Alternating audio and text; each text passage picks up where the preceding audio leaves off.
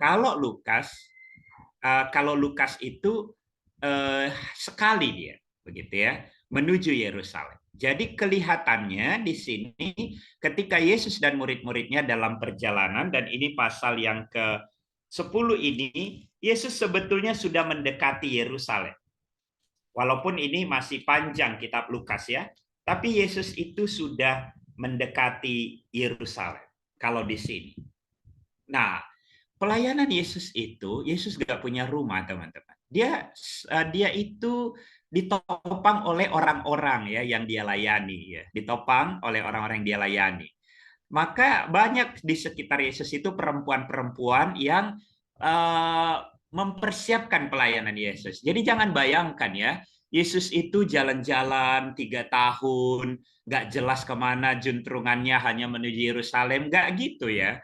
Dia sama seperti pelayanan misi. Ada orang-orang yang melayani di sekitarnya. Memang yang menjadi sorotan itu selalu Yesus dan ke-12 murid. Tapi murid itu sendiri pun ada 70, ada 140 gitu ya. Jadi teman-teman, Yesus itu memang kalau dikatakan ketika Yesus dan murid-muridnya dalam perjalanan, itulah pelayanan Yesus. Jadi penekanan Lukas, tibalah ia di sebuah kampung. Itu intensional. Yesus itu pelayanannya intensional, sengaja. Jadi kalau kita baca nanti di Markus pasal yang pertama ayat 35 sampai 42 itu, Yesus itu dengan sengaja bilang, marilah kita pergi ke kota-kota lain. Jadi ini bukan yang tiba-tiba lalu si Marta hepot gitu. Enggak. Nanti kita lihat ini ya. Ini sesuatu yang sudah terencana. Jadi kemana Yesus? Tapi Yesus, makanya nanti atau minggu yang lalu ya. Iya, ini kan Yesus, kita kan akan Minggu Palma. Yesus itu akan berjalan menaiki kuda muda. Intensional sekali. Dia bilang sama murid-muridnya, pergilah ke kota, nanti di sana kamu akan menemui seseorang. Lalu tanyalah dia. Gitu. Lalu di sana akan ada tertambat keledai muda. Yesus melayani secara intensional. Sehingga ketika Marta menerima dia di rumahnya, ini bukan, aduh, kayak mana nih? Maria, belanja dulu kau bentar. Enggak. Marta itu dan Maria dan beberapa perempuan-perempuan lain itu sangat ini ya, melayani Yesus gitu.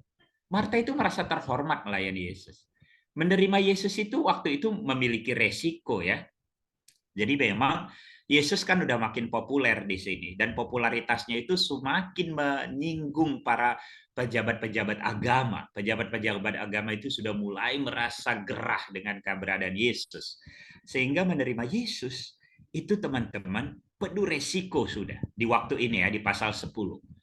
Jadi ketika nanti teman-teman baca pasal 1 Lukas sampai habis, terasa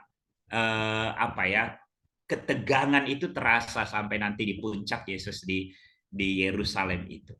Nah, teman-teman, dari ayat 38 ini jelas sebetulnya pelayanan Yesus itu pelayanan yang intensional, yang sengaja.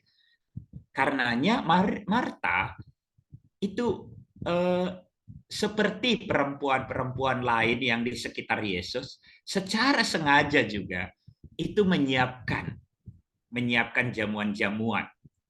Nah, disinilah dia. Kita akan masuk kepada bagian berikutnya. Teman-teman, ayat 39. Bolehkah satu orang membaca ayat 39? Silahkan teman-teman. Mic-nya dibuka. Yang di layar aja dibaca. Ayat 39. Silahkan. Ya. Silahkan di suara. Perempuan itu mempunyai seorang saudara yang bernama Maria. Maria ini duduk di dekat kaki Tuhan dan terus mendengarkan perkataannya. Ya, ini yang tadi ya di dalam sejarah gereja sebetulnya ini yang tadi dikatakan ini yang ditafsir sebagai bagian yang rohani. Sehingga pekerjaan-pekerjaan rohani itu saat teduh, Bible reading, Bible study seperti kalian ini sekarang seperti Maria ya. duduk di bawah kaki Tuhan, mendengarkan perkataannya ya, tentu melalui Bible study.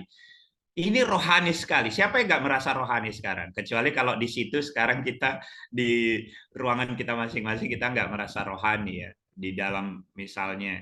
Tapi kalau kita betul-betul intensional duduk memang sengaja mau Bible study dari IKPEL, saya kira nggak ada yang tidak merasa rohani. Karena itulah penafsiran gereja. Nah, sekarang coba kita lihat. Ia, Maria ini ya, mendengarkan perkataannya.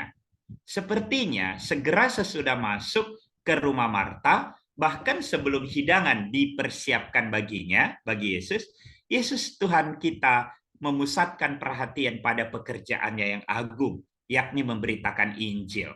Yesus langsung mengambil posisinya. Dia mulai melayani. Kelihatannya ya, makanya coba perhatikan di ayat 39 ini, Maria ini duduk. Kan perempuan dari di atas tadi, Marta menerima dia. Kalau lanjut ya, Maria ini duduk dekat kaki Tuhan, kelihatannya langsung. Dan Yesus pun langsung melakukan pelayanannya. Maria duduk untuk mendengar, yang menunjukkan adanya perhatian yang penuh. Pikirannya tenang, terpusat. Dan ia berketetapan untuk menyimak dengan baik. Bukan mendengarkan dengan sambil lalu, tetapi menerima segala sesuatu yang disampaikan oleh Kristus. Poinnya di sini, Maria ini duduk, itu tidak bicara bahwa yang rohani itu saat teduh di gereja, ibadah, pelayanan-pelayanan, atau aktivitas religiusitas. Bagian ini tidak menyatakan hal itu. Bagian ini mau menyatakan bahwa Maria itu secara memberikan full attention, pikirannya terpusat, dan ia berketetapan untuk menyimak dengan baik apa yang Yesus sampaikan, bukan dengan sambil lalu. Nggak mungkin dong ya, walaupun nanti bisa aja kita berdebat ya. Makanya Marta tegur, Bang. Berarti ini Maria yang nggak tahu diri nih, masa kakaknya sibuk, dia duduk-duduk aja. Nggak mungkin kan? Kalau kita membaca, ya Yesus itu pelayanannya intensional, bukan dadakan-dadakan. Bahkan ketika misalnya Yesus bertemu dengan, nanti di Lukas pasal yang ke-19, Yesus bertemu dengan Zakheus. Hai Zakheus, aku mau singgah di tempat. Disitulah pemilihan Tuhan atas Zakheus. Tapi itu bukan berarti bahwa Yesus itu begitu-begitu. Aku mau ke situlah masuk. Enggak. Pelayanan Yesus itu memang pelayanan perjalanan yang terencana dengan baik. Sehingga Maria ini kelihatannya bukan tentang mengabaikan Marta, membiarkan Marta sibuk karena tiba-tiba, guru kita datang loh, suruh masuk, suruh masuk. Kayak mana ini, nggak ada ikan, nggak ada sayur. Enggak, itu sudah disiapkan dengan baik. Nanti kita lihat dari mana tafsiran itu ya. Kita lanjut dulu. Teman-teman kalau ada pertanyaan boleh langsung di chat ya. Nanti aku bisa jawab di akhir gitu ya. Oke. Sebentar ya. Good. Nanti aku coba kita bisa diskusi ya. Teman-teman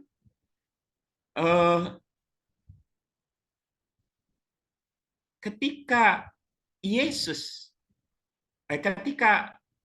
sedang mengajar Maria duduk di sana, apa yang ditulis oleh Lukas? Sedang Marta sibuk sekali melayani.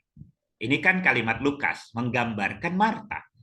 Inilah yang dipertentangkan sekali lagi. Maria mewakili aktivitas rohani.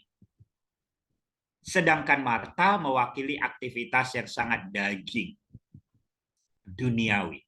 Padahal sebetulnya kalau kita melihat ya, bahwa Marta bertekad untuk menyiapkan jamuan yang sangat mewah dan hebat dengan jumlah ragam dan kesempurnaan yang luar biasa sesuai kebiasaan tempat itu. Jadi sebetulnya itu udah intensional. Iya, pertanyaan tadi bagaimana kalau Marta memang intensional, justru intensionalitasnya itu berbeda nanti. terhadap apa kita intens. Kalimat ia bertekad untuk kalimat Marta sibuk sekali melayani, ini bisa ditafsir bahwa mengikuti adat istiadat, dia ingin membuat lagi kesempurnaan yang luar biasa. Teman-teman, ada orang-orang yang lahir dengan namanya self disiplin tinggi ya. Self disiplin tinggi kalau secara psikologi itu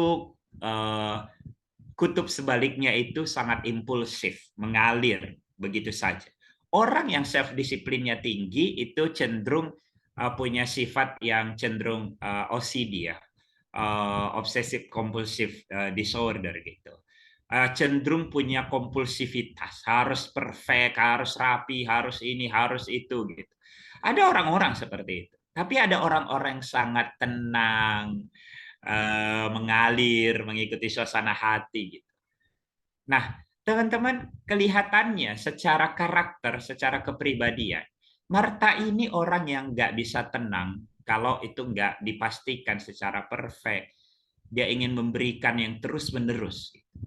Sehingga, teman-teman, ia sibuk sekali dengan pelayanannya. Coba lihat ya. Ayat 40 tadi, tafsirannya ya. Sedang Marta sibuk sekali melayani, itu bisa ditafsirkan, ia sibuk sekali dengan pelayanannya. Supaya kita nanti, menurut saya ini sesuatu yang iya ya, menjadi refleksi bagi kita. Jadi kata melayani, kata sibuk sekali, itu bisa jadi perhatiannya ditarik olehnya pelayanan itu sendiri. Jadi Yesus tidak menyalahkan pelayanannya. Oh ya, kita belum sampai di bagian ayat 41 ya. Tetapi maksudnya kondisinya ayat 41a ini Lukas menggambarkan betapa Marta itu ditarik oleh pelayanan itu. Kalau Maria secara intensional memberi perhatian penuh kepada Yesus, Marta memberikan perhatian penuh kepada pelayanan itu sendiri. Tapi ingat ya, pelayanan itu baik. Karena memang pelayanan Yesus itu ditopang oleh perempuan-perempuan yang mempersiapkan pelayanan meja, keuangan. Di luar daripada bendahara mereka ya, Yudas, ada orang-orang yang mengumpulkan uang untuk pelayanan Yesus gitu, membantu, menyiapkan gitu perjalanannya dan seterusnya. Teman-teman, ia sibuk sekali melayani saat ia seharusnya berada bersama saudaranya. Duduk dekat kaki Kristus guna mendengarkan perkataannya. Itu yang terjadi. Nah, baik. Teman-teman, kita lanjut dulu. Ayat 40 bagian yang kedua. Ia mendekati Yesus, Marta ya. Tuhan, tidakkah engkau peduli bahwa saudaraku membiarkan aku melayani seorang diri? Suruhlah dia membantu aku. Marta berbicara dengan perasaan yang sangat marah terhadap saudaranya. Karena kalau tidak, ia tidak akan mengganggu Kristus dengan masalah ini. Sehingga dari sini sebetulnya jelas. Apa yang paling penting bagi Marta, teman-teman? Pelayanan itu sendiri. Siapa yang sedang berjuang? Marta. Dan kerap kali ketika fokus kita bukan Tuhan, seringkali kita menginginkan orang memperdulikan apa yang paling kita pedulikan. Seringkali kita menginginkan Allah memperdulikan apa yang kita pedulikan. Melayani bagi Marta itu bisa jadi, maksud saya begini, dia melayani atau sebetulnya ini unfinished business, kebutuhan psikologi yang tidak terpenuhi di masa lalu. Teman-teman, ada orang-orang yang melayani dengan penuh penuh semangat, tidak habis-habis energinya. Hanya untuk satu pembuktian. Karena di masa lalu dia tidak pernah mendapatkan afirmasi. Dia tidak pernah mendapatkan pujian. Dia tidak pernah mendapatkan pengakuan. Orang-orang yang punya unfinished business. Jadi unfinished business ini kebutuhan-kebutuhan psikologi di masa lalu. Kebutuhan untuk diakui, kebutuhan untuk dihargai, kebutuhan untuk dihormati, kebutuhan untuk diterima, kebutuhan untuk signifikan. Banyak. Ketika di masa lalu, pada masa kecilnya, dia tidak mendapatkan pemenuhan kebutuhan psikologinya, itu bertransformasi menjadi sebuah bentuk pelayanan. Bisa jadi. Tapi jangan nanti semua orang rajin kali melayani di IKPL, tiba-tiba teman-teman, oh kata Bang Rigop ini, kata Rigop ini unfinished business ini. Itu dia hanya butuh pengakuan itu. Enggak ya. Tapi bagi kita, setiap kita, adakah di antara kita yang mulai melihat? Perhatikanlah orang-orang yang paling berani berseru kepada Allah. Itu bukan selalu berarti bahwa mereka itu sudah berbuat benar. Tapi ingin menarik Allah sesuai dengan apa yang paling dipedulikannya. Dan Marta paling peduli dengan kesempurnaan pelayanannya. Demi pelayanan itu sendiri, bukan demi Yesus. Teman-teman, jangan-jangan ya, Tuhan itu sebetulnya lebih menginginkan kita daripada apa yang kita lakukan. Tapi juga jangan jadi alasan, oh memang waktu Bible study kami kemarin begitu, kami belajar. Tuhan lebih menginginkan kita dari apa yang kita lakukan. Kalau kau tidak pernah melakukan apa-apa bagi Tuhan, jangan memikirkan itu. Tapi setelah engkau berbuat semaksimal mungkin kepada Tuhan, kau mulai bisa berpikir.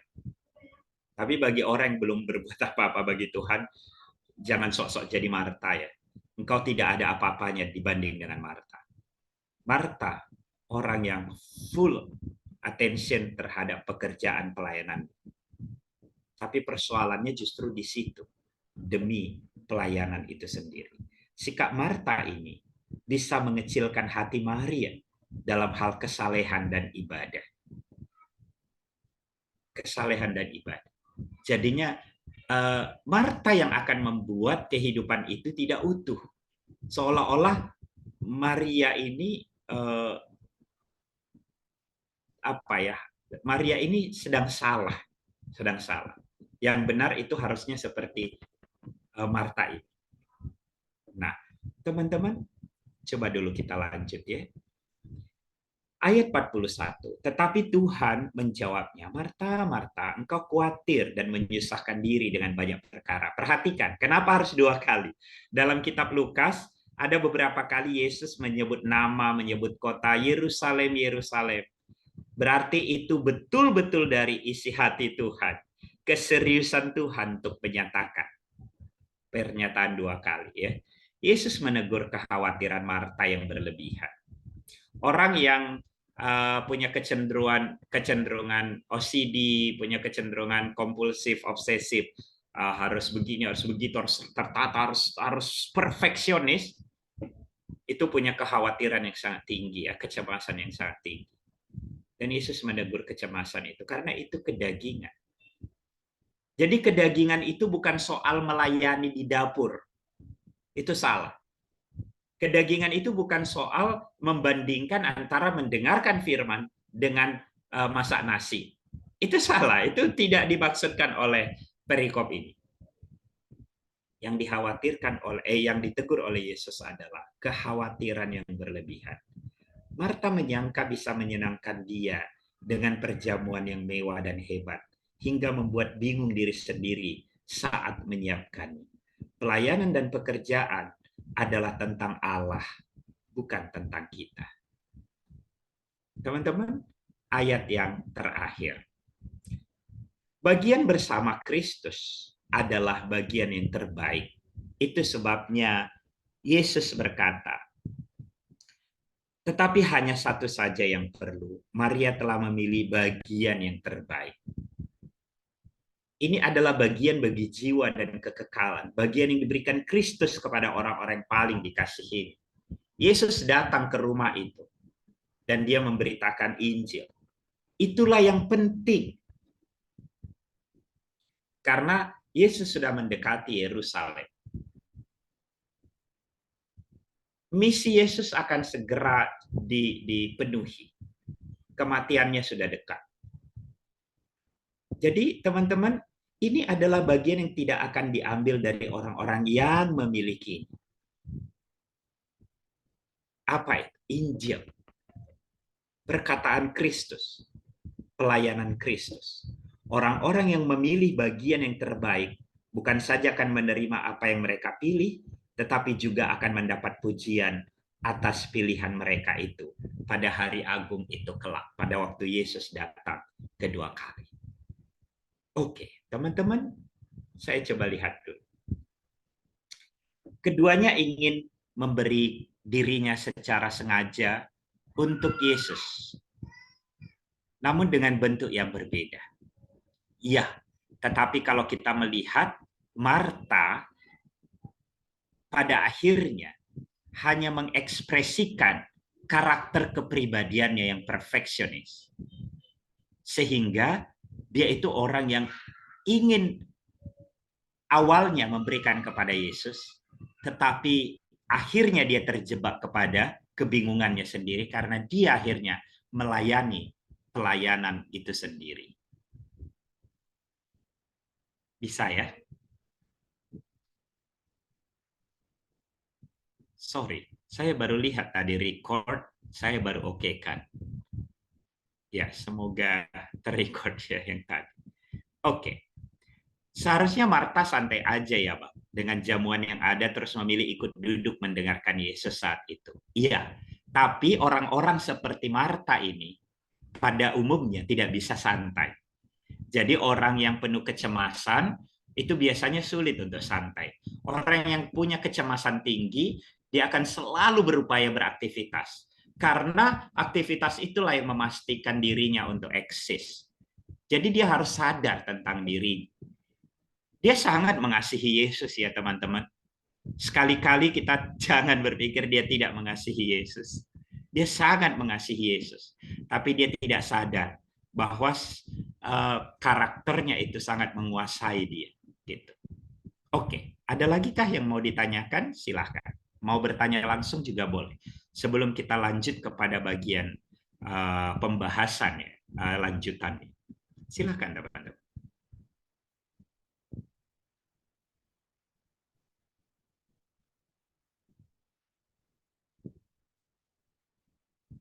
Oke, kalau belum ada nanti boleh di room chat, ada respon, ada pertanyaan, silahkan ya. Saya akan lanjut begini.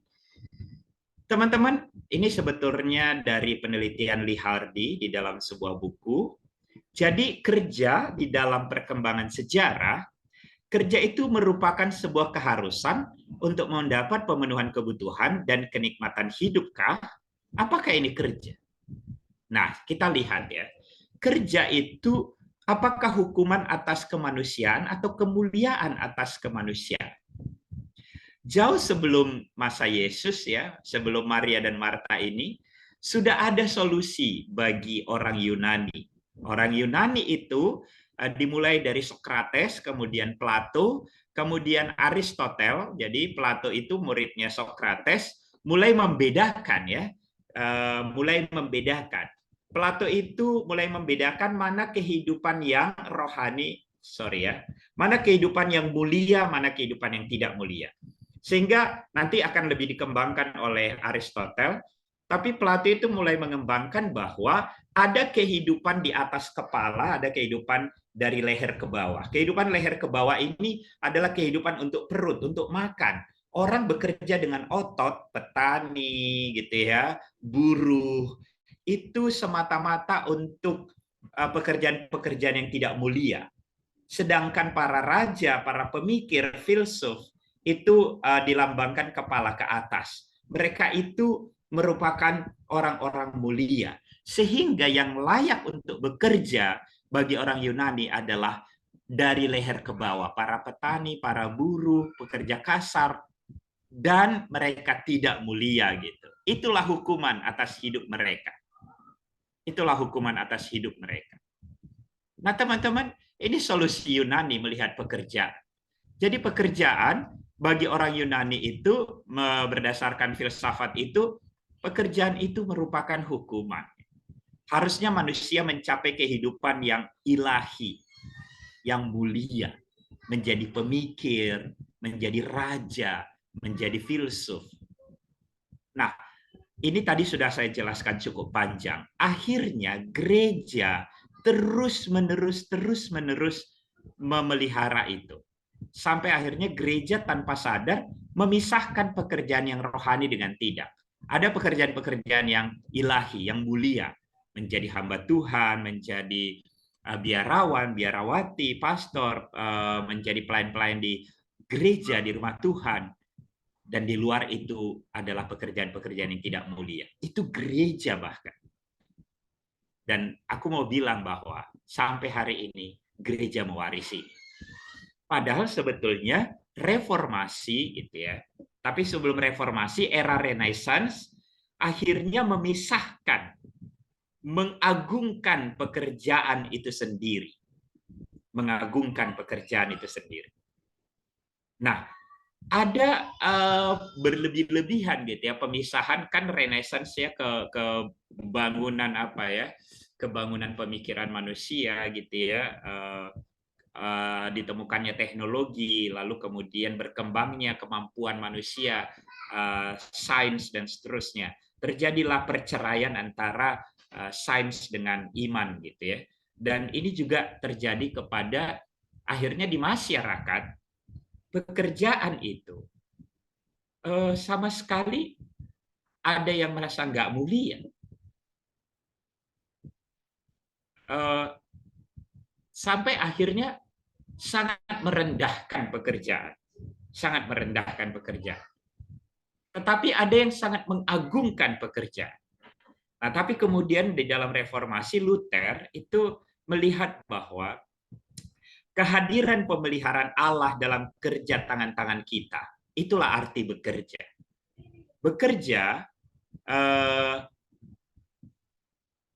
apapun bentuknya bagi Luther, bahkan sangat terkenal ya, bagi Luther mau dia tukang kebun, mau dia tukang cuci piring di belakang, itu sama berharganya, sama mulianya. Karena dengan melakukan pekerjaan perkebunan atau mencuci piring di dapur, itu merupakan kehadiran pemeliharaan Allah dalam kerja tangan-tangan kita. Kemudian Calvin mencoba untuk melihat bukan hanya sekedar itu pemeliharaan Allah dalam kerja tangan-tangan kita. Kerja itu tidak terpisahkan dari struktur organis kehidupan sosial. Allah tidak pernah dipisahkan dari dunia ini. Jadi Calvin melihat secara utuh bahwa kerja dan struktur organis kehidupan sosial itu kan satu. Sehingga akhirnya Lee Hardy di dalam bukunya setelah meneliti gitu ya, membuat akhirnya panggilan umum dan panggilan khusus gitu ya. Kerja adalah suatu tempat sosial di mana manusia menggunakan karunia-karunia yang Allah berikan dalam pelayanan kepada sesama. Suatu tempat sosial, ini dari Calvin, menggunakan karunia-karunia yang Allah berikan, itu dari Luther, dan pelayanan kepada sesama dari keduanya. Sehingga bekerja itu memastikan, kalau di dalam bahasanya Timothy Keller, di dalam buku Endeavor pekerjaan gitu ya. Ada buku sudah diterbitkan Perkantas Jatim ya, teman-teman. Timothy Keller itu membuat dengan begitu tegas bahwa ketika kita bekerja, diambil dari Kejadian pasal 2 bahwa di dalam Kejadian pasal 2 ayat 1 sampai 4 itu berkali-kali itu dikatakan Allah bekerja, Allah menyelesaikan pekerjaannya. Allah itu bekerja dengan senang hati. Di dalam teks itu ditunjukkan Allah bekerja dengan senang hati. Sehingga teman-teman, ketika kita bekerja, itu artinya karunia-karunia yang telah Allah berikan kepada seseorang dan penggunaan-penggunaan karunia itu untuk kebaikan sesama manusia. Yang di dalam bahasa Timothy Keller, kita memastikan bahwa Allah melanjutkan pekerjaannya untuk memelihara seluruh ciptaannya. Di dalam Kejadian pasal yang kedua ayat 15, Allah menempatkan manusia itu di taman untuk mengusahakan dan memelihara. Artinya manusia mendapat mandat melanjutkan pekerjaan Tuhan, ayat 1 sampai ayat 4, sehingga keberadaan pekerjaan kita itu merupakan suatu tempat sosial. Kamu guru mengajar di sebuah sekolah, maka sekolah itu merupakan tempat sosial di mana kamu menggunakan karunia-karunia yang Allah berikan untuk melayani sesamamu di sekolah itu. Kita boleh kembangkan di kantor dan seterusnya. Karena itu 2 langkah mengambil keputusan tentang panggilan, teman-teman. Membuat pilihan pekerjaan yang bertanggung jawab untuk memastikan karunia yang telah Allah berikan. Ada contoh film, Millie and Mohammed, ini film lama, silahkan dilihat. Itu bagus banget untuk menunjukkan bahwa memilih pekerjaan itu bukan hanya soal income, tapi memastikan karunia yang ada padaku itu berkembang.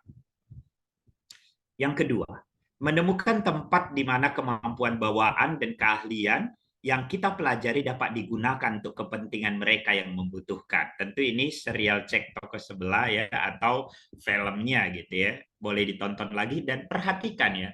Pergumulan itu bukan hanya Ernest yang buat film itu kan memang Kristen ya.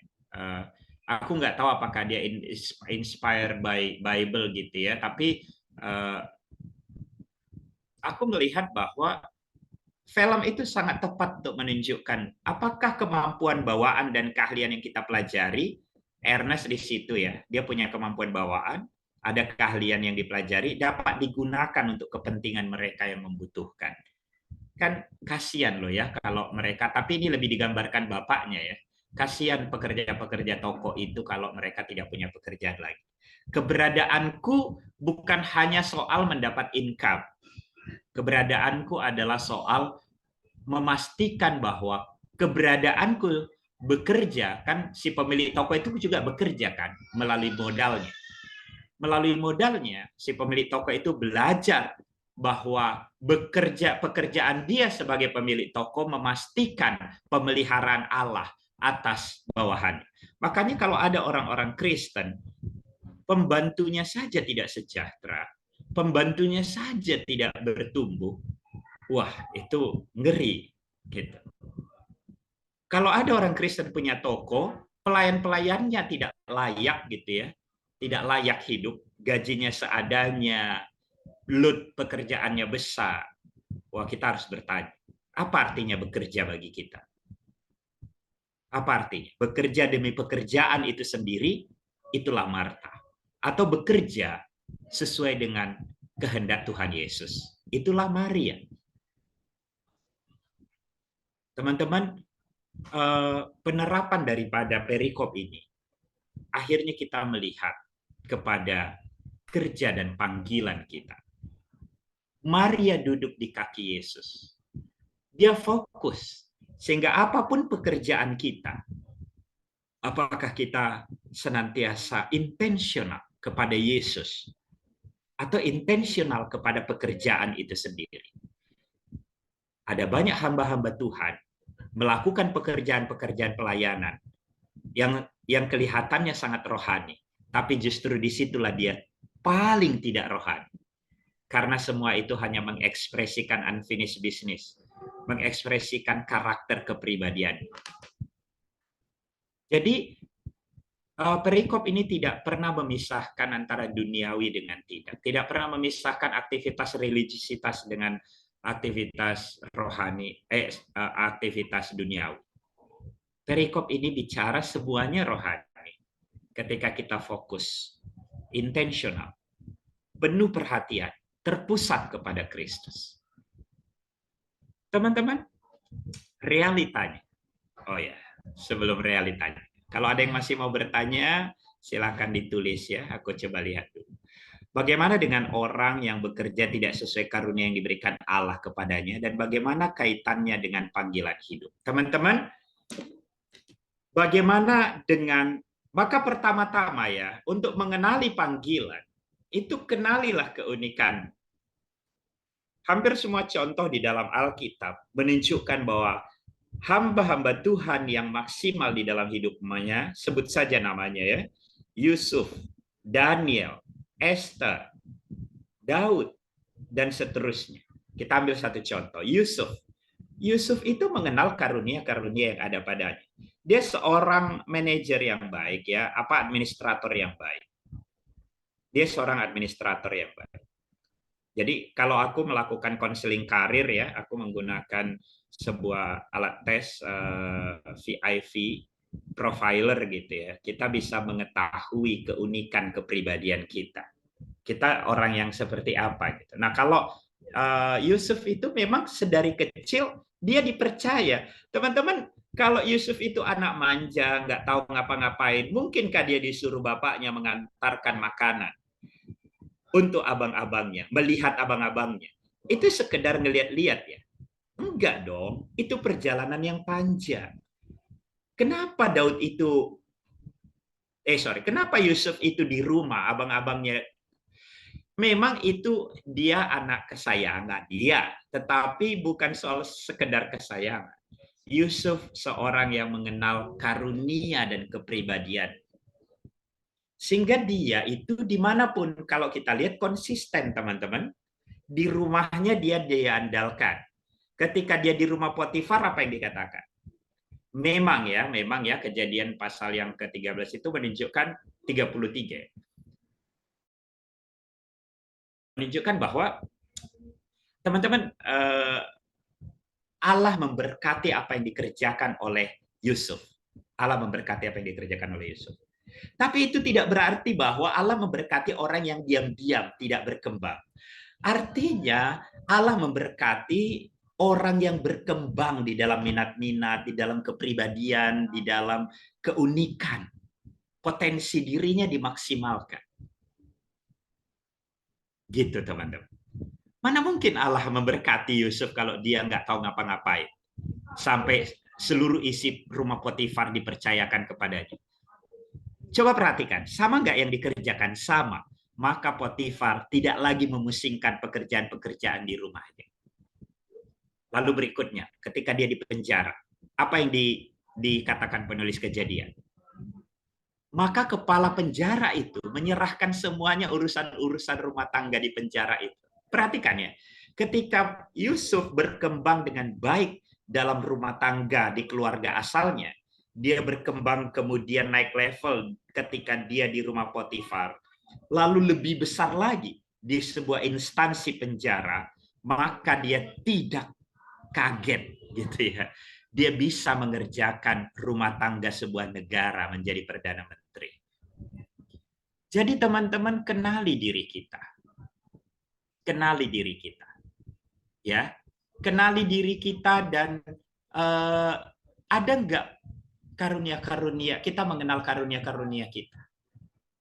Sehingga pertanyaan teman kita tadi, gimana Bang kalau bekerja nggak sesuai karunia? Kita bisakah bekerja? Karunia itu nggak terlepas dari kepribadian kita ya, natur kita ya. Karena Allah memberikan karunia itu sesuai natur kita dengan unik dalam diri kita masing-masing. Nah teman-teman, kalau itu nggak sesuai karunia, biasanya kita akan melakukan pekerjaan itu dengan tidak mencapai kepuasan. Kita akan mudah mengalami demotivasi, kita akan kehilangan kegairahan, kita nggak berkembang, kita nggak mengalami well-being namanya, well-being, kesejahteraan psikologis. Kita terpaksa melakukan. Bisa hubungkan dengan apa yang dialami oleh Marta? Marta akhirnya mengeluh dengan semua itu. Nah, teman-teman, berikutnya adalah saya lihat dulu lagi pertanyaan tadi ya. Dari mana tadi pertanyaan? Dan bagaimana kaitannya dengan panggilan hidup? Oh, sudah saya sampaikan tadi ya. Jadi, ketika kita mengenali panggilan kita, mengenali kekuatan kepribadian kita, mengenali keunikan kita yang Tuhan anugerahkan di dalam diri kita, dan kita mencoba untuk melihat apa panggilan Tuhan sesuai dengan keunikan itu, sehingga kita berkembang dengan baik. Nah, bagaimana Bang jika panggilan itu sudah kita dapatkan, tetapi bagaimana jika tempat bekerja itu menjadi hal yang tidak membuat kita damai sejahtera untuk melakukan pekerjaan kita? bagaimana jika tempat bekerja itu menjadi hal yang tidak membuat kita damai sejahtera. Sekarang begini, yang utama panggilannya. Kalau kita kembali ke kisah Musa, pekerjaan Musa ketika dipanggil Tuhan itu adalah, ketika Musa dipanggil Tuhan itu pekerjaannya gembala. Karirnya apa? Memiliki domba-domba dari mertuanya, Yitro. Tetapi kemudian Allah memanggil. Sehingga ketika dipanggil, Musa berubah pekerjaan. Pekerjaannya sekarang, dia sesuaikan dengan panggilan itu, memimpin umat Israel. Sehingga pekerjaan Musa makin gak jelas sebetulnya. Tapi dia hidup sesuai panggilan. Seringkali orang yang hidup sesuai panggilan itu memang biasanya kelihatannya. Seringkali pekerjaannya jadi tidak begitu jelas. Tetapi yang mau disampaikan di sini harusnya kita menyesuaikannya. Kita menyesuaikan. Bagaimana jika tempat bekerja itu menjadi hal yang tidak membuat kita damai sejahtera? Perlu dilihat. Soal well-being, kesejahteraan psikologis, jangan-jangan kita yang nggak berkembang. Jadi jangan langsung menyalahkan tempat kerja. Jadi gini, nanti ada di bagian akhir saya akan kutip, apa itu pekerjaan, apa itu panggilan. Supaya kita tidak mempertentangkannya. Bagaimana kalau bekerja tidak sesuai dengan keahlian? Nah, keahlian ini apa? Kita bisanya di bidang A dan berkali-kali kita mencoba melamar sesuai keahlian kita, namun tidak pernah lolos. Tapi suatu saat mencoba melamar di bidang lain yang tidak sesuai keahlian, tapi justru disitulah Tuhan mengabulkan dan lolos di bidang tersebut. Yakinkah kita itu dari Tuhan? Bagaimana cara menanggapi hal tersebut? Pertanyaanku, yakinkah kita itu dari Tuhan? Atau memang kita coba hubung-hubungkan itu perlu diuji. Apakah itu dari Tuhan atau tidak? Nah, teman-teman begini ya, dari mana kita tahu bahwa keahlian kita itu panggilan kita gitu ya. Ada 3 prinsip ya, enjoy, easy, and fruitful. Mestinya sih kita tidak, aku jelasin dulu secara sepintas ya. Enjoy, melakukan hal itu kita akan selalu menikmati sampai lupa waktu. Easy, kita gampang kelihatannya menguasainya, kita mastery, menguasainya. Nah, yang terakhir fruitful, kita berkembang, kita menghasilkan. Fruit buah itu kan diakui teman-teman kita, orang-orang lain melihat apa yang kita kerjakan itu, menikmatinya. Bukan kita yang ngaku-ngaku, aku guru yang terbaik. Ya enggak lah, kalau murid-murid enggak pernah menikmati pengajaran darimu, itu enggak, kita ngaku-ngaku aja guru yang baik gitu. Tapi kalau semua siswa menikmati, melihat ada keteladanan, menikmati ada satu interaksi yang positif yang membuat murid-murid berkembang. Lalu kita mastery, menguasai cara belajar, kreativitas, dan seterusnya. Lalu kemudian enjoy, kita menikmatinya. Ya bisa jadi itulah panggilan kita. Itulah panggilan kita. Nah sekarang, bagaimana kalau kita lulus di tempat yang lain? Makanya mencari pekerjaan kan bukan bim salah bim kan. Iya bang, aku udah usahakan berkali-kali di tempat keahlianku. Kalau sudah, dan di tempat yang baru ini kita diterima, apakah di tempat yang baru ini kita easy, enjoy, fruitful, berbuah? Kalau iya, jangan-jangan kita salah menilai diri kita. Loh, tapi aku nggak ahli di sini. Iya, karena keahlian itu dipelajari. Bakat-bakat dan karunia itu kita bawa sejak lahir dan di dalam pengalaman hidup kita. Gitu. Oke. Ada lagi?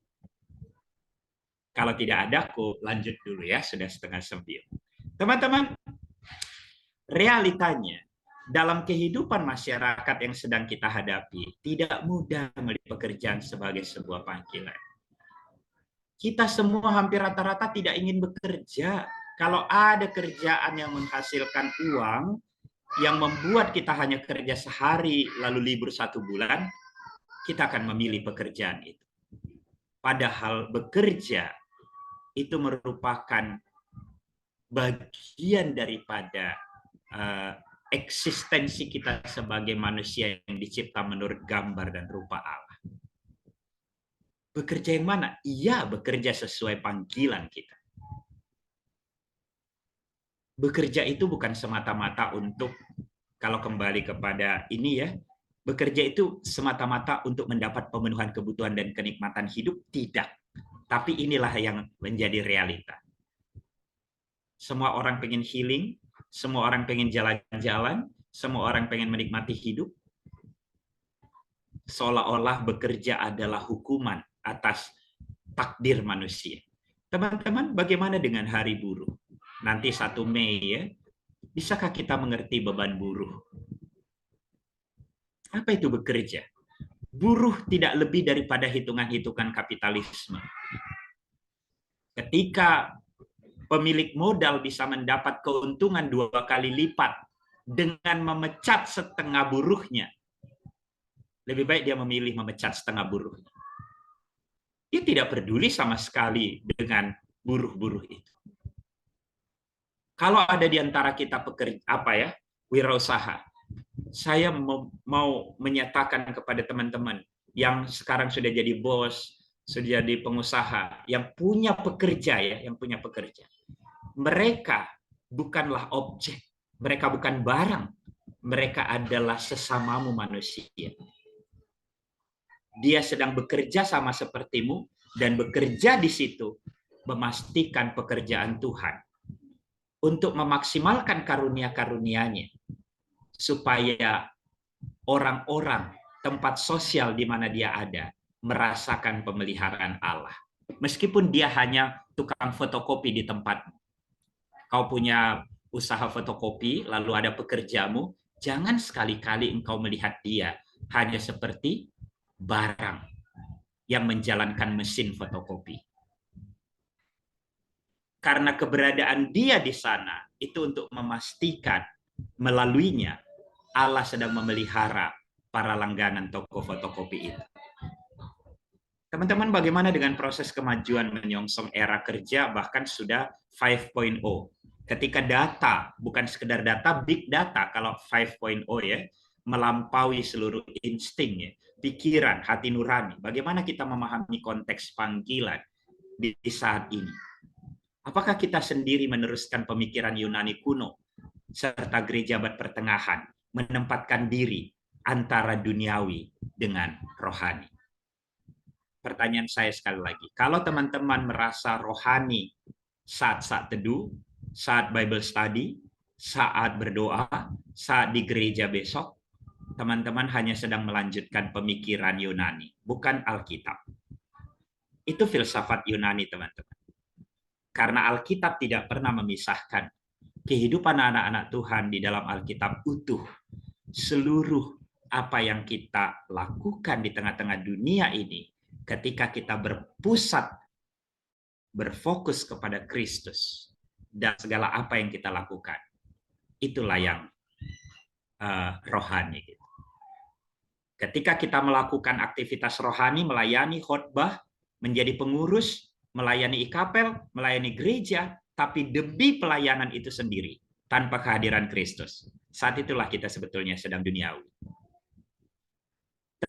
Teman-teman, saya akan menutup. Tapi kalau nanti masih ada yang bertanya, saya kira 5 menit lagi masih ada. Apakah kita masih hidup dalam dualisme? Aktivitas religiusitas atau duniawi? Bekerja.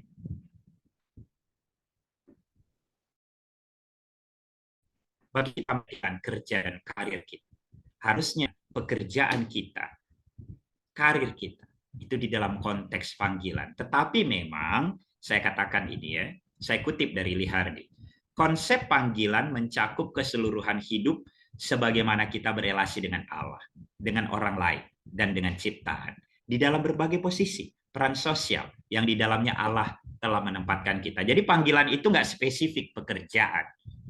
Panggilan itu seluruhnya. Tapi pekerjaan-pekerjaan, peran-peran sosial, itu di dalam konteks seluruh panggilan kita sebagai anak-anak Tuhan. Kalau aku punya panggilan menjadi pendidik, Bang, maka guru itu pekerjaan untuk menggenapi panggilan sebagai pendidik. Tapi bukan hanya guru ketika engkau ada di STM, di Parsahu Tahun, di mana. itu semuanya mestinya terekspresi. Kita ini memang seorang pendidik. Kita punya concern, sangat fokus dengan kondisi-kondisi pendidikan. Kerja kita hanyalah satu facet dari panggilan kita yang menyeluruh. Ia harus diintegrasikan dengan facet-facet lain dari panggilan kita. Jika kita ingin mendengar dan mendengarkan cakupan penuh panggilan Allah dalam kehidupan kita. Jadi harus dihubungkan, diintegrasikan. Sehingga kita mulai realize panggilan kita itu. Jadi memang tadi jangan terlalu mudah begini ya. Kayaknya di sekolah ini bukan panggilanku, Bang. Ya enggak lah, itu pekerjaanmu. Dan sebagai orang Kristen, kamu harus bekerja secara profesional dengan baik. Tadi kan saya katakan, teman-teman, abang kakak sekalian, jangan seolah-olah kita merendahkan Marta. Karena apa yang Marta lakukan tidak sebanding dengan apa yang kita lakukan. Marta seorang yang penuh perhatian. Kesalahannya, perhatiannya kepada pekerjaan itu sendiri. Maria, penuh perhatian. Perhatiannya kepada apa yang Tuhan Yesus ingin nyatakan. Teman-teman, sebagai refleksi, Yesus tidak bermaksud agar kita hidup secara terpecah antara rohani dan duniawi, pekerjaan rohani dan pekerjaan duniawi. Yesus mengajar kita bahwa sudah menjadi kebijaksanaan dan kewajiban bagi setiap kita untuk memilih bagian yang terbaik, untuk memilih melayani Allah sebagai urusan kita, memilih anugerah Allah untuk kebahagiaan kita, dan memilih untuk mengikut Kristus sebagai urusan kita, supaya kita memperoleh kebahagiaan. Kebahagiaan bukan tentang kau sudah pergi ke Bali, ke Bangkok. 10 kali kita ke Bangkok. Kita tidak akan pernah mencapai kebahagiaan kalau kita tidak sungguh-sungguh menghidupi panggilan kita. Dan seperti Maria, melakukan panggilan kita dengan penuh intentional. 10 kali kita ke Bali, ke luar negeri. Tapi aku bukan orang yang menyalahkan ya. Aku juga menikmati rekreasi. Walaupun di daerah kami di Labuan Batu ya rekreasinya ke sungai-sungai misalnya. Aku menikmatinya bawa adik kelompok, PA di pinggir sungai. Itu juga rekreasi. Kalau ada kesempatan kayak Bang Mardi ke luar negeri ya enak dong. Ya kan ya kita juga pengen ke luar negeri. Masa Bang Mardi aja yang keluar negeri ya. Saya bukan sedang mau menyatakan itu salah, tidak. Tapi poin saya adalah ketika kita melakukan seluruh panggilan kita dan dengan itu kita pergi kemana, berekreasi dan seterusnya. Di dalam rangka seperti Maria, secara intensional kita mendengarkan apa yang Tuhan Yesus sampaikan. Kita akan memperoleh kebahagiaan itu. Teman-teman, iya, saya kira masih boleh lah ya, 5 menit. Siapa yang ingin berdiskusi?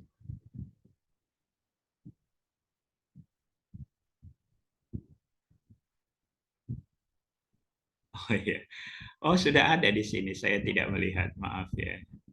Dan sudah dibatasi sama MC ya. Satu pertanyaan lagi katanya. Bang, bagaimana jika seorang pendeta tadi mencalon sebagai anggota DPR dan kepala daerah, kira-kira ini bisa kita simpulkan sebagai kehadirannya memastikan pemeliharaan Tuhan terhadap para warga? Contoh, Willem Semarmata, Eporus. Apa panggilannya? Jadi, kita perlu tahu panggilannya. HKBP menjadi Eporus di HKBP itu bagian dari penggenapan panggilan. Kalau akhirnya setelah dia emeritus, dan dia yakin melalui anggota DPD, dia akan menjadi DPD apa DPR dia ya. Dia akan mewujudkan panggilan DPD, Bang. DPD itu. dia. Iya. Apakah dia mewujudkan panggilan itu? Jadi teman-teman bisa ya. Coba mulai kita. Yang paling sederhana adalah kehidupan Musa. Akhirnya dia mengikuti panggilan dan harus berubah pekerjaan. Tapi di dalam semua nanti dia sedang memenuhi panggilan itu. Jadi teman-teman, apakah guru yang akhirnya jadi pelatih di sana, jadi mengerjakan ini, mengerjakan itu, aktif di mana-mana. Orang nggak fokus kepada panggilannya sebagai guru. Bukan. Panggilannya pendidik. Dan untuk mendidik, mencerdaskan, itu dia lakukan melalui pekerjaan guru, melalui perannya di gereja. Maka kalau dia di gereja, maka dia pasti akan sangat-sangat berduka ketika melihat kondisi gereja, pendidikan di gereja yang nggak baik. Jadi hati kita dipenuhi oleh panggilan itu di dalam semua peran-peran kita. Gitu. Ya, jadi boleh aja. Ya. Yang salah adalah ketika pendeta tetap menjadi pendeta, tapi demi kependetaan itu sendiri. Dia Iya, sendiri udah nggak tahu mulai sedang mau saya melakukan makanya apa. teman. Oke. Cie, berdampingan. Gimana caranya? Bocor. Silakan teman-teman. Ada yang mau ditanya lagi? Satu pertanyaan. Ada yang mau diskusi?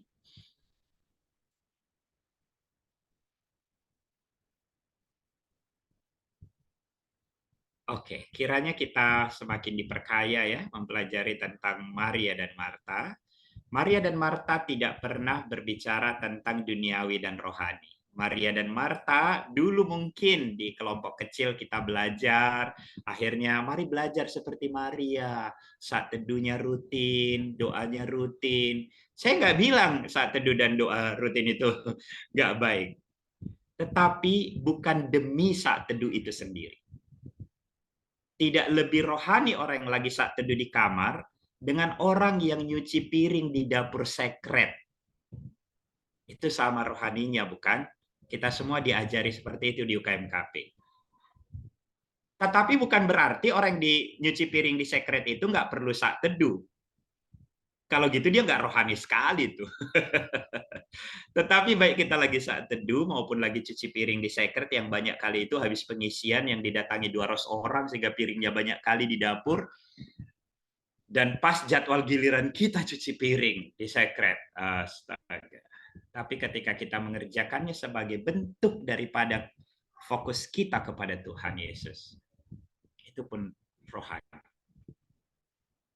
Dan lebih besar lagi kita belajar kerohanian itu adalah ketika kita bekerja, ketika pekerjaan itu memenuhi panggilan Tuhan, maka seperti Maria, kita intens mendengar apa yang Tuhan mau sampaikan. Pastikan setiap pekerjaan kita untuk memastikan seluruh karunia-karunia yang ada pada kita bisa maksimal demi pelayanan kepada sesama. Supaya mereka merasakan kehadiran pemeliharaan Allah melalui pekerjaan kita. Ketika kita di kelas, ketika kita rapat dengan tim guru, ketika kita di perusahaan, ketika kita dimanapun, kiranya setiap orang di tempat sosial di mana kita ada, mengalami pemeliharaan Allah melalui kerja-kerja tangan kita. Tuhan Yesus memberkati. Mari kita berdoa. Bolehkah Sikson tutup dalam doa deh? Oke, boleh Bang. Ya, mari kita tutup BS kita kali ini. Kakak Bang, teman-teman, kita bersatu di dalam doa. Terima kasih Tuhan untuk kesempatan malam hari ini. Kau sudah memberikan kami waktu sejenak untuk melihat pelayanan, untuk berfokus kepada Tuhan saja, tetapi tidak fokus kepada apa yang kami kerjakan itu Tuhan. Tentang apa yang menjadi bentuk kepribadian kami. Tapi kali ini kami diajari untuk fokus melihat tuntunan Tuhan, fokus kepada Tuhan dalam mengerjakan pelayanan itu. Seperti Maria dan Marta. Tuhan, terima kasih untuk pembelajaran malam hari ini. Kiranya kami beroleh ilmu dari Bible Study malam hari ini untuk pelayanan yang kami kerjakan. Terima kasih Tuhan. Di dalam nama anak-Mu kami berdoa dan bersyukur. Amin. Thank you semuanya. Saya serahkan kepada MC ya. Terima kasih ya Bang. sungguh sangat memberkati kita dan menambah pengetahuan baru, terkhusus semoga setiap pekerjaan kita kiranya kita mampu memaksimalkan karunia-karunia yang Tuhan sudah percayakan pada kita, dan kita tetap setia pada pelayanan kita. Untuk menutup Bible study kita hari ini, mari kita bernyanyi Berikan Ku Hati Seperti Hatimu. Di akhir pujian diserahkan kepada Bang Rigop untuk menutup pertemuan kita.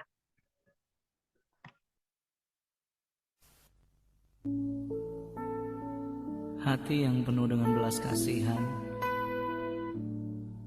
yang selalu berikan kami hati-Mu Tuhan. Berikan ku hati seperti hati-Mu yang penuh dengan belas kasihan. Berikan ku mata seperti mata-Mu, memandang Tua yang di sekelilingku. Berikan ku tangan-Mu untuk melakukan tugasku. Berikan ku kaki-Mu melangkah dalam rencana-Mu. Berikan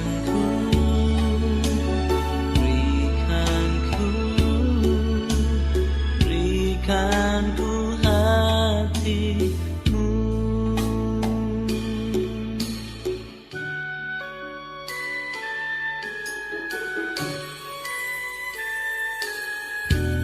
Berikan ku hati Seperti hati-Mu, seperti hati-Mu yang penuh dengan belas kasihan. berikan ku mata, Seperti mata-Mu memandang Tua yang di sekelilingku. Berikan ku tangan-Mu untuk melakukan tugas. berikan ku Berikan ku kaki-Mu melangkah dalam rencana-Mu. Berikan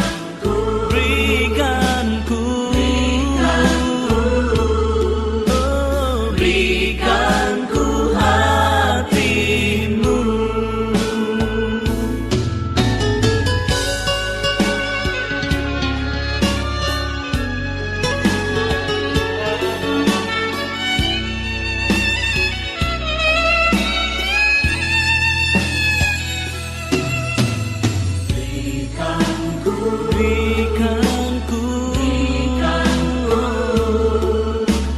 Berikan ku hati-Mu.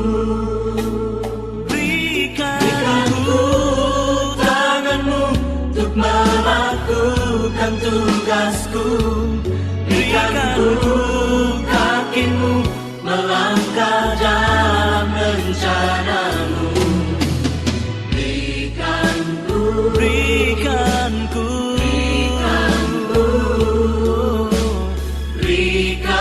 ku hati-Mu. Berikan ku hati-Mu. Berikan ku Tuhan. Berikan ku hati-Mu.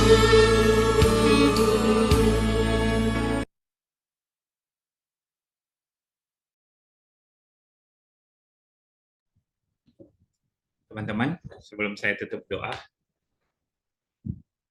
seburuk apapun kondisi kita, itu bisa jadi momen Maria. Jadi momen Maria itu bukan waktu Bible study sekali lagi. Dalam kondisi yang terburuk sekalipun, itu bisa jadi momen Maria. Kita gunakan itu untuk mendengarkan Tuhan. Tuhan memberkati, kita berdoa. Tuhan, kami bersyukur memiliki Allah seperti Engkau yang memakai kami menjadi perpanjangan pekerjaan Tuhan di tengah-tengah dunia ini. Keberadaan kami bukan kebetulan ya Tuhan. Setiap kami dengan seluruh potensi keunikan diri kami. Karunia-karunia yang Allah berikan. itu tidak begitu saja, tetapi satu rencana Tuhan supaya kami bisa memaksimalkannya menjadi satu bagian di tengah-tengah dunia ini untuk memastikan kehadiran Tuhan melalui kerja-kerja tangan kami ya Tuhan.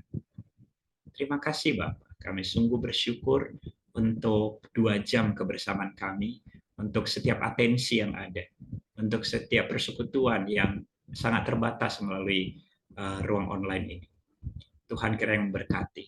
Tuhan memberkati IKAPEL sebagai sebuah persekutuan alumni untuk bisa terus menghayati panggilan kami, memastikan setiap alumni maksimal di dalam hidupnya ya Tuhan.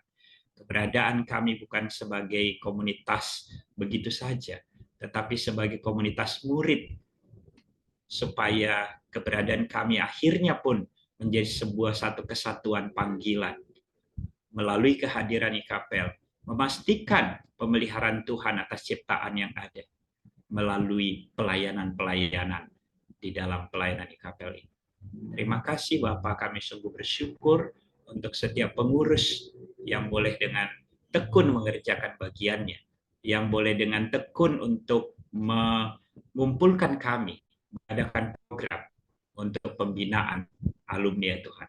Kami mau berdoa, biarlah kiranya ke depan pembinaan-pembinaan serupa ini semakin lagi bisa mempersatukan alumni-alumni UKM-KP yang begitu banyak itu ya Tuhan, supaya akhirnya tidak ada alumni yang kemudian sama dengan dunia ini, tapi melalui persekutuan ini kami diingatkan tentang siapa kami, bahkan juga mungkin bukan hanya IKAPEL, juga melalui pelayanan gereja, pelayanan-pelayanan misi yang ada di mana setiap alumni kami berada.